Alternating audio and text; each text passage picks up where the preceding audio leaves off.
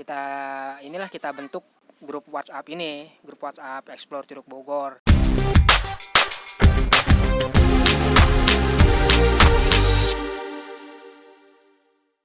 Nah, lu mungkin ada yang udah kenal kan.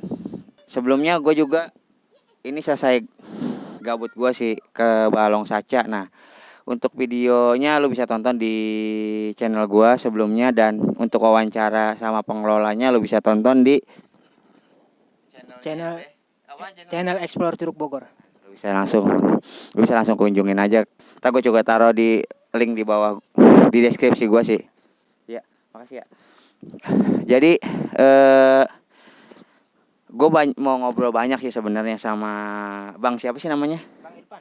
Pura-pura Bang Irfan ya? Bang Irfan siapa? Irfan Fahmi. Irfan Fahmi. Nah, gue kenalnya sih Irfan Bento Kalau nama medsosnya Irfan Albento. Nah, sebenarnya kita kenal nggak begitu lama, nggak begitu baru ya Bang ya. Kita kenal dari pertemanan Facebook. Terus si abang gabung ke grup WhatsApp Explore Curug Bogor. Nah, yang menurut gue yang paling unik nih, ketika gue lebih aware sih daripada grup-grup yang lain, itu dia suka bagiin sumbangan anak yatim, dan kemarin juga tentang apa, COVID ya? Ya, tentang COVID juga. Terus kita juga ngadain bansos di Kobong sih. Sebenarnya Kobongnya ini yang ada di belakang kita ini, Kobong. Jadi ini di belakang itu Kobong, tapi kalau bahasa guanya sih pesantren. Nah, coba deh Bang jelasin apa aja sih biasa kegiatan di Explore Bogor nih yang selama ini lu pernah lakuin. Jadi di komunitas Explore Curug Bogor ini selain kita explore curug-curug yang ada di Kota Bogor, kita juga ada program sosial. Jadi kayak misalkan santunan anak yatim, terus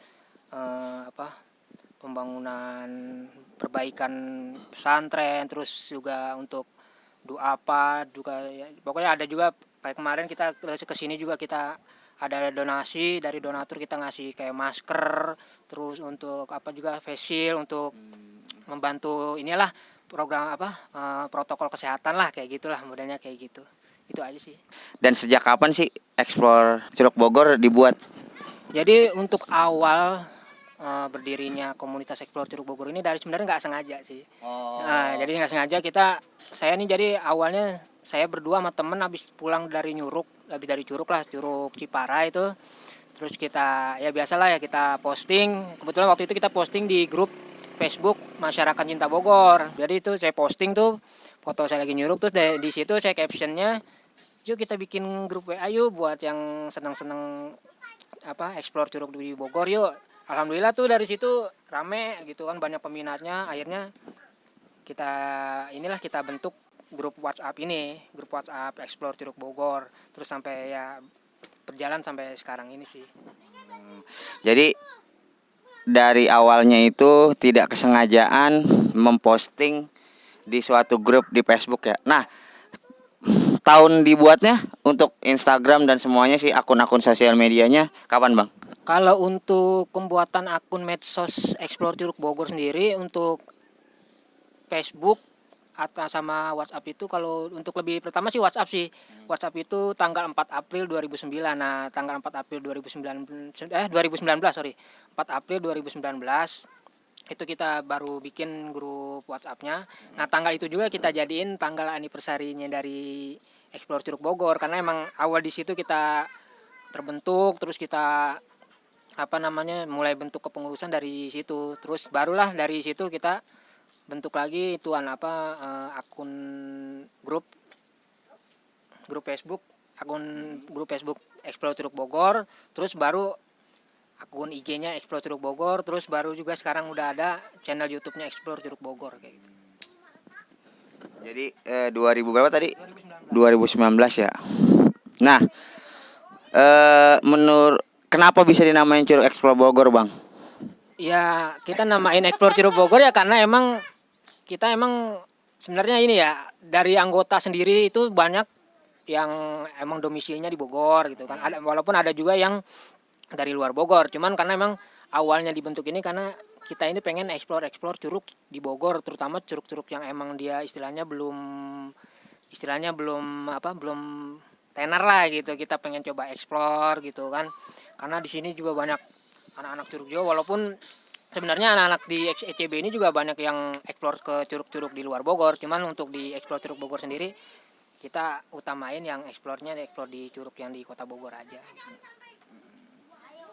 Jadi intinya banyak teman-teman juga yang suka explore di luar juga, tapi tidak kemungkinan juga yang posting di grup Curug Explore Bogor ini curug yang di Bogor aja, bener kan? Ada yang di curug di Sukabumi atau di luar ya. Nah, ente berarti sering dong explore curug. Emang ente kegiatannya apaan sih kalau boleh tahu?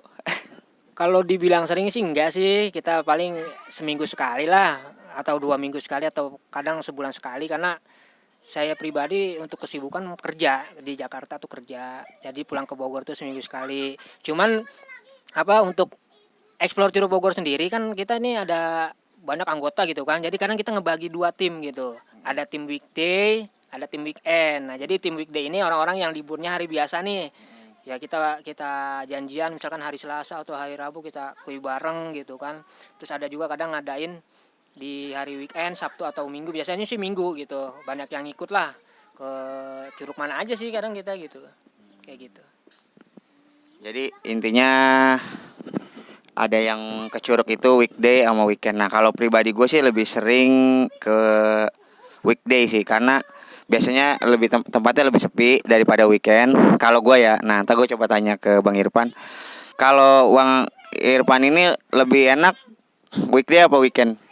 Dari awal pas pertama kali saya posting di grup MCB itu juga saya bilang captionnya itu nyuruk weekday gitu ya, enakan weekday karena posisi kalau di lokasi curug itu kalau weekend itu udah rame, udah males gitu kita mau ngapa-ngapain, mau berenang atau apalah, jadi kurang enak aja. Jadi kalau weekday itu kan biasanya rata-rata sepi, apalagi kalau kita udah dari pagi udah di lokasi tuh udah enak banget, jadi kayak serasa punya curug pribadi lah gitu kalau weekday itu gitu. Nah kan kalau gue nih biasanya kalau gue ke curug itu pasti selalu bawa alat yang ringkas bang. Contohnya gini nih, gue nggak pernah bawa buat masak-masak di curug. Gue biasanya sarapan dulu, abis itu jalan, mandi terus pulang. Nah biasanya gue pulangnya juga biasa makan di luar sih gitu. Nah kalau teman-teman biasanya sih yang gue lihat suka masak atau apa. Nah kalau abang sendiri gimana, atau pernah ke curug bareng teman-teman yang lain? Kalau untuk pribadi sendiri paling kalau untuk makan ya biasanya sih suka bawa bekal sendiri sih, bawa lauk dari rumah gitu, ntar makan di depan curug gitu. Cuman kadang emang teman-teman ini biasa suka ngeliwat, jadi masak di rumah, makan bareng-bareng di situ biar kebersamaannya lebih berasa aja gitu. Nah ada beberapa pertanyaan lagi sih. Ini ente punya tips nggak kalau buat teman-teman yang ke curug, contohnya ke curug yang belum pernah dijamah orang ya, atau yang jarang dijamah orang, sama curug yang udah pernah sering dijamah orang, bedanya apa bang? Punya tips-tips tersendiri nggak? Kalau gue sih punya, cuman ntar kita samain atau beda.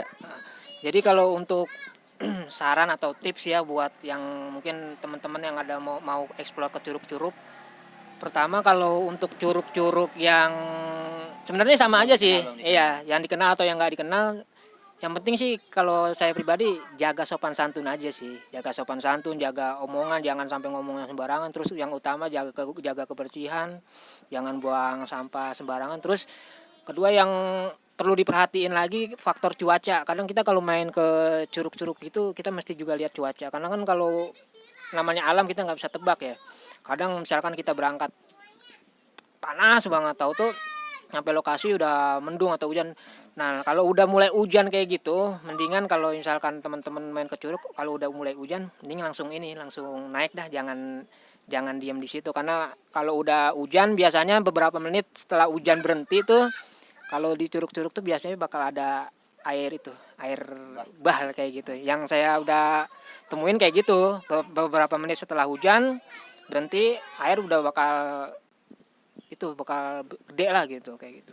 Nah itu juga sebenarnya yang saya sering takutin sih kalau main ke curug, apalagi kayak model susur sungai. kita nggak tahu kan misalnya di hulu itu udah hujan atau belum, ya kan perjalanan. Gue pernah merasakan itu pokoknya waktu kalau udah mulai susur sungai nih ke Curug Cikawah tuh, susur sungai Curug Cikaracak itu gue udah agak mulai ya susur sungai nih. Iya. Takutnya tahu-tahu air bah keluar kan. Itu sih yang gue takut. Nah, kalau ente apa sih yang ditakutin waktu ke curug? Kalau yang ditakutin sih ya pertama yaitu apa namanya, air bah itu kita ngerinya kayak gitu. Cuman ya karena mungkin udah banyak teman-teman juga yang ikut, yang udah banyak yang ngerti, jadi mereka juga banyak ngasih tahu juga sih. Ini kalau udah mulai mendung nih, udah dah kita mulai beres-beres dah, udah mulai beres-beres. Ntar kalau udah mulai turun hujan kita langsung apa ninggalin lokasi atau cari lokasi yang sekiranya aman gitu. Jadi kalau misalkan kan kadang ada lokasi curug itu yang emang dia susah gitu kita buat apa kalau misalkan ada air bah buat nyelamatin diri itu susah. Contohnya Curug Cidurian tuh susah tuh. Cidurian, terus kayak Curug Walet juga agak susah. Oh ya, Curug Walet karena dia tebing-tebing ya. Tebing, terus juga Curug Cikaracak, Cikawah. Yang Cikawah. cuman yang emang paling parah sih saya bilang Curug Cikawah sih agak bahaya banget itu. Karena dia beberapa kali harus seberang sungai dan susur sungai. Benar. Ya. Tapi emang paling keren sih karena cuma punya kawah tersendiri ya, curug yang harus melewati kawah sendiri. Nah, ini mungkin sekalian terakhir dan penutup juga sih pertanyaannya ya. Kira-kira apa bang alat yang ente sering bawa kalau ke curug? Alat. Kalau alat Atau alat atau apa sih yang paling berguna dah, yang orang jarang bawa? Kalau untuk alat khusus pribadi saya nggak ada sih. Kayak paling cuman bawa ya biasa handphone, terus persediaan apa air gitu kan, karena kita juga nggak tahu atau itu air yang kita curug yang kita datangin itu airnya bisa diminum apa enggak kan. Kayak Curug Cikawah juga kan dua aliran gitu kan, yang satu aliran nggak bisa yang satu aliran air biasa itu kan bisa diminum. Paling itu aja sih, kita nggak ada alat-alat khusus, kita juga nggak bawa apa. Paling kalau misalkan ke curug-curug yang emang dia belum jarang didatengin orang gitu kan, kalau emang mesti kayak orang bilang buka jalur gitu ya paling bawa-bawa itu aja sih, kayak golok kayak gitu. Cuman itu juga jarang banget. Nah, kalau gue sih pernah gue bahas juga di channel gue juga nih. Gue tuh selalu saranin ke teman-teman bawa sarung bang. Minimal kalau teman bawa sarung. Jadi gini, kalau emang di curug nggak ada ganti, masih bisa buat ganti atau buat pipis. Iya. Itu sih. Mungkin teman-teman di sini ada juga yang lupa atau bawa atau kelupaan, itu ternyata sarung berguna banget. Minimal kalau lu jalan berlima, satu orang bawa lah. Iya. Gitu sih. Udah paling video gua kali ini ngobrol sama admin Explore Curug Bogor, segitu aja sih. Tonton juga video gua yang review sebelum ini nih, udah tayang. Dan videonya siapa Bang Irfan tentang ngobrol sama Pak Saca tadi. Pak Saca bisa ditonton juga di channelnya. Pokoknya gitu aja video gua kali ini. Sampai ketemu lagi di video gua berikutnya. Sampai jumpa.